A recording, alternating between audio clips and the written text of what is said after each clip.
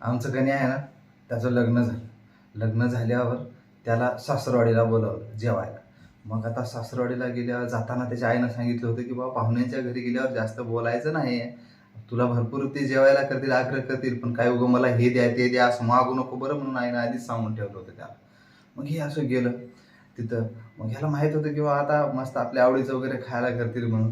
दुपारी जेवायला बसले सगळे असे, आणि मग सासूबाईनं मस्त जेवण केलं होतं, पुरणपोळ्या, रस, भजी वगैरे असं. आणि मग ह्याला खायला दिलं. जेवायला असे सगळे बसलेले, आणि जेवायला बसल्यावर मग इकडून सासरा मेहुणा असं बसलेले. सासूबाई असं बसूनच वाढत होती.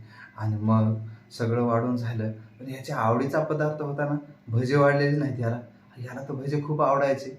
हा बघत बघत होता की आता भजे कधी वाढतील, भजे कधी वाढतील. भजी सासू, आणि ते नेमकं कामाच्या याच्यामध्ये सासूबाई विसरल्या भजी वाढायचं. आणि मग बोलायला सुरुवात केला.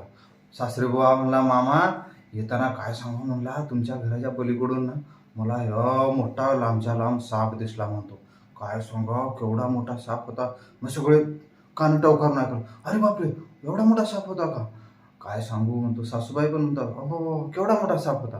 काय सांगू मामी म्हणतो, एवढा लांब होता, एवढा लांब होता की आता बघा म्हणतो, इथपासून ते त्या भज्याच्या टोपल्या एवढा लांब होता साप म्हणतो.